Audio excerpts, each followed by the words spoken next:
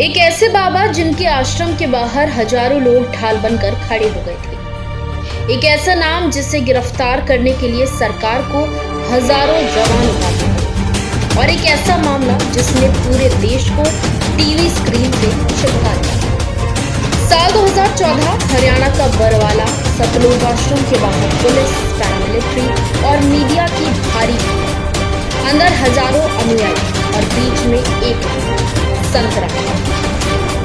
देखिए, किसी के लिए तो वो संत हैं तो किसी के लिए विवादों का दूसरा है, किसी के लिए वो भगवान का दूत है तो किसी के लिए कानून को चुनौती देने वाला चेहरा। लेकिन सवाल ये है कि आखिर एक साधारण जूनियर इंजीनियर से लेकर देश के सबसे चर्चित और विवादित बाबाओं में शामिल होने तक रामपाल की कहानी इतनी बड़ी कैसे बनी?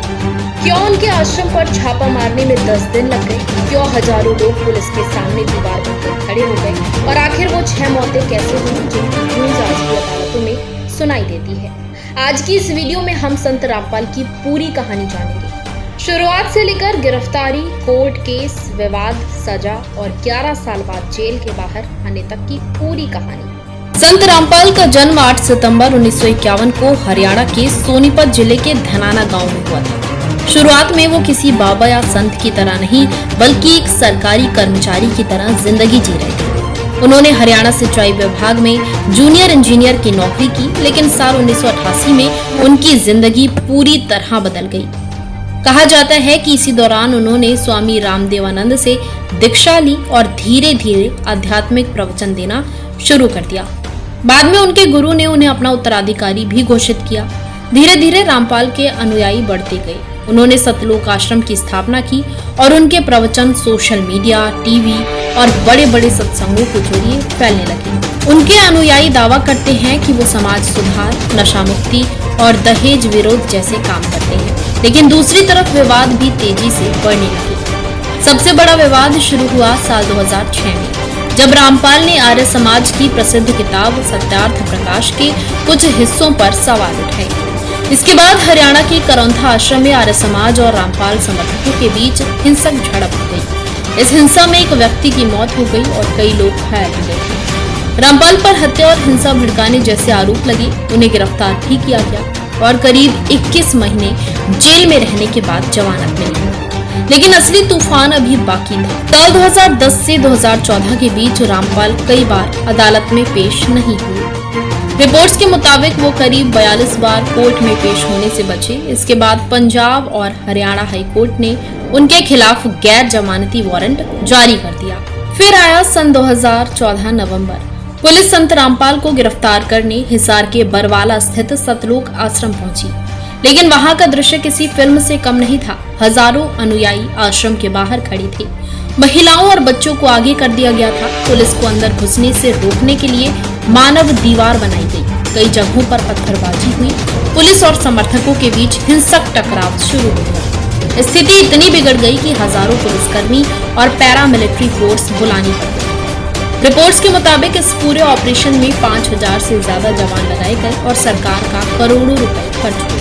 पुलिस को आश्रम की दीवारें तक तोड़नी पड़ी। फिर वो खबर आई जिसने पूरे देश को हिला दिया। आश्रम के अंदर से 5 महिलाओं और एक 1.5 साल के बच्चे के शव मिले।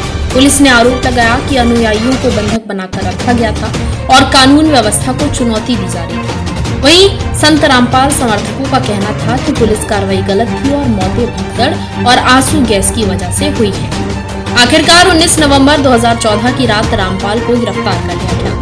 उनके साथ सैकड़ों अनुयायी भी पकड़े गए। उन पर देशद्रोह, हत्या की साजिश, गैर कानूनी हथियार रखने और सरकारी काम में बाधा डालने जैसे गंभीर आरोप लगाए गए। साल 2018 में हिसार कोर्ट ने संत रामपाल और उनके कुछ अनुयायियों को हत्या और साजिश के मामलों में दोषी माना और उम्र कैद की सजा सुनाई। इसके बाद रामपाल करीब 11 साल तक जेल में रहे। हालांकि इस दौरान कुछ मामलों में उन्हें राहत भी मिली। 2022 में 2006 वाले करौंधा फायरिंग केस में उन्हें बरी कर दिया गया। वहीं कुछ मामलों में सबूतों की कमी के चलते अदालत ने राहत दे दी। फिर साल 2025 और 2026 में इस केस ने नया मोड़ ले लिया। पंजाब और हरियाणा हाई कोर्ट ने उनकी उम्र, स्वास्थ्य और लंबे समय से जेल में रहने को देखते हुए कुछ मामलों में उनकी सजा पर रोक लगाई और बाद में जमानत दी। अप्रैल 2026 में करीब 11 साल बाद रामपाल जेल से बाहर आए। कोर्ट ने साफ कहा कि वो किसी भी तरह की भीड़ या कानून व्यवस्था बिगाड़ने वाली गतिविधि को बढ़ावा नहीं देंगे। आज भी संत रामपाल का नाम देश के सबसे विवादित धार्मिक चेहरों में गिना जाता है। एक तरफ लाखों अनुयायी उन्हें सच्चा संत मानते हैं, दूसरी तरफ उनके खिलाफ दर्ज केस और 2014 की हिंसा आज भी सवाल खड़े करती है।